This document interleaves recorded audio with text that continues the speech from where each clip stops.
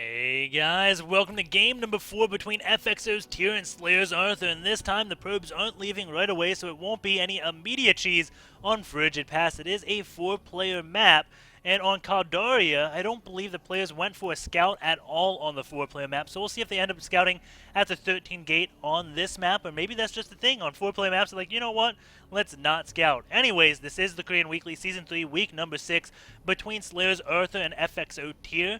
It is right now 1-2 in Arthur's favor, so if he wins this next game, he wins the BO5 and will be advancing into the finals. The 9 pylons are going down relatively in the same spots, and we'll see again exactly how this game does unfold. It is a 4-player map, and it is a new map, so I'm assuming the players will play aggressively just because, again, it's very easy to play offensive in PvP and very hard to play defensive in PvP because when you play offensive, you pretty much have one build that works on almost any map.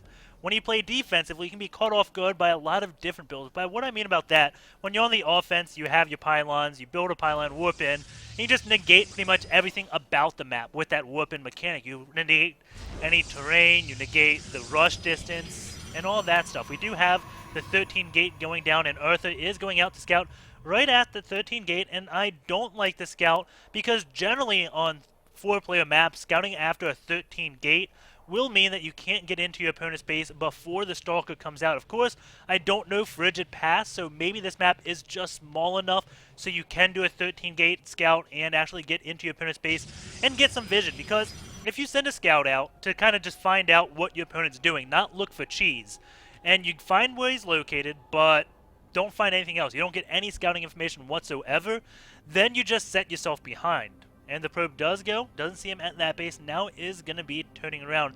And what I mean about setting yourself behind is, well, it does cost money to scout. Scouting's always good, but you always want to scout and have the odds in your favor. It's very easy to know on maps when to scout, when you can see information. We do have a Sam next core being started by Tear. Going in these gases 2428, 2436. So it looks like SlayerS.Arthus built his gas a little bit after FXO.Tear.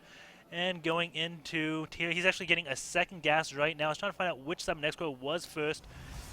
48 and 42. So it looks like Tear does have a 7x core done first. Now, if the Stalker gets Chrono boosted, that will deny this probe scout, at least on most 4-player maps. We'll see exactly how it plays out on Frigid Pass. Pylon being built down here. The Stalker is going to be coming out. There is a Zealot just holding the ramp.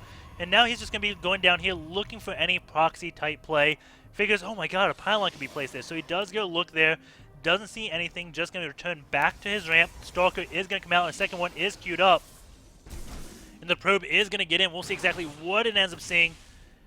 And doesn't really see all that much. So the thing he did see was this gateway getting Chrono boosted. So that generally means it's not going to be a 4-gate. If you see that gateway getting Chrono boosted for no reason, chances are not a 4-gate. Again, the things you want to look for, if there's 1 gas, you want to find 3 pylons and all of those things.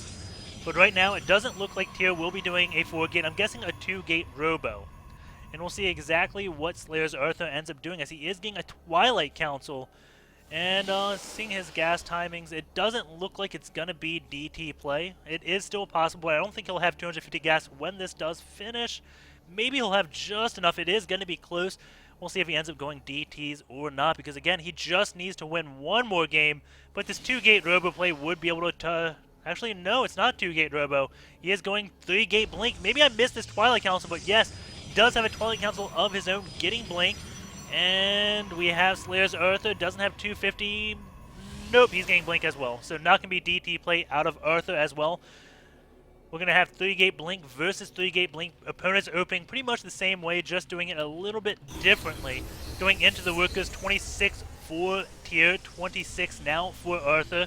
38 supply of 234 supply, and right now Tear does have a small advantage, and maybe that small advantage does come from him scouting so late. And now the scout just going to say, hey, where are you located? Because if I was in Tear's position right now, I'd just be doing like a 3-gate expansion. I don't know if that's good in PvP. I don't play that PvP at that high level, but I'd be knowing Arthur, he just likes his 2 base builds, but he is going to be coming in with 2 Stalkers as Stalkers do leave, but this one is going to get warped in. Now these will be retreating, and these Stalkers may actually be able to catch these 2, and that will be huge. But as I was saying, Arthur hasn't shown any signs of expanding, especially in game number 1, I think it was, when he just had the, or maybe it was game 2, when he had the super long contain and just refused to expand for the longest time. Does pick off 2 of their stalkers for free, so right now would be a great time for Tear to expand. He has a sentry, so he can force field this ramp a few times. Does that, secures a lot of building time on the Nexus. One stalker does blink up, goes ahead of the force field, and will be blinking the rest of his stalkers up, but there is a Zealot up here. You can see the Zealot was kind of stutter-stepping right there. The stalker is trying to do the best micro, and it looks like Tear doing a lot of damage, but these gateways now morphing into warp gates, and it looks like Tear will have to retreat as the probes do come off the line. And one stalker goes down before, well, actually got canceled, so it looks like a pylon did fall where he was warping in. Going to the worker count now, it is 28 to 27 with Tear behind. Actually, Arthur has more workers, and this is a probe going down to expand. I love this call. Probe goes up the ramp, sees, okay, can't do anything. We don't have any energy for force field on the sentry anymore, but what would have been great, force field this a few times, say, okay, you're going to have to blink down if you want to engage me. If you blink down, I'm going to have an advantage because I'm going to still be able to blink and negate damage and keep my units alive. So that would have been 3 or 4 force fields where he could have just had the Nexus going. But instead, he decided, I'm going to go in for the kill. I killed 2 of your stalkers. I should have a big lead. But Arthur just had 1 unit too many, probably a Zealot too many, to be honest with you. That Zealot probably does a lot of damage. One stalkers blink up on top of them. Observer is coming out from Arthur. And we do have Tear moving these stalkers back on out. They do have blinks, so they are relatively safe to do whatever the heck they want because they do have that little bit of escape mechanic. And here we go. Actually, Arthur splitting up his units, and now these stalkers do blink in, but Tear will be able to blink back out. Did lose 1 stalker in that. And going to the loss tab, you can see that Arthur has lost 500 minerals more. So we'll see exactly what he ends up doing. Tear's expansion just about complete. 30 workers to 28. And this observer is here.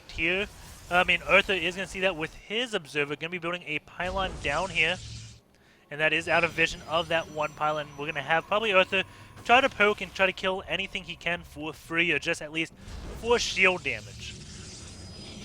And that is a gateway on this high ground, so he is going to be going up to 4 gates. But again, does have his Nexus, and 4 stalkers do blink up, and actually going to keep going in and going to go for the workers. That may be a little bit of a mistake. He is going to blink back on down, doesn't lose a single unit there, and still has a lot of units down here. Going to be blinking, hitting an immortal, but taking some hits, and now we have an offensive blink by Tear, but the stall count does go into Arthur's favor. However, with these 2 immortals, Arthur has to retreat.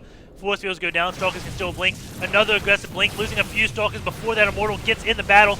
This immortal was attacking something there, and looks like Arthur will have to pull on back. We do have more stalkers coming in from behind here, taking out a lot. It will be just immortals left over, but just immortals deal well with just plain old stalkers, and now Arthur has to retreat as these 2 immortals do chase him down. You can see, didn't get any shots fired on the immortals.